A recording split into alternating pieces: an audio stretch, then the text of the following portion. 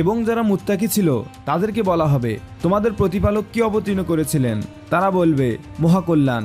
যারা সৎ কাজ করে তাদের জন্য আছে এই দুনিয়ায় মঙ্গল ও পরকালের আবাস আরো উৎকৃষ্ট, এবং মুত্তাকিদের আবাসস্থল কত উত্তম। সূরা নাহাল আয়াত 30।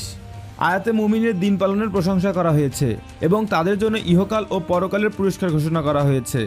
আমরা এই আয়াত থেকে যে শিক্ষা পাই, মক্কার ভেতরে যখন দিনের দাওয়াত দেওয়া কঠিন হয়ে যায় তখন সাহাবায়ে কিরাম রাদিয়াল্লাহু তাআলা আনহু মক্কার বাইরে রাখালের বেশে ঘুরতেন, যেন পথচারী ও ভিনদেশীদের আলাপচারিতার ছলে দাওয়াত দেওয়া যায়।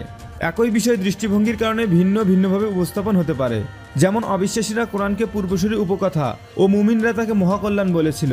মানুষের দায়িত্ব সত্য খুঁজে নেওয়া।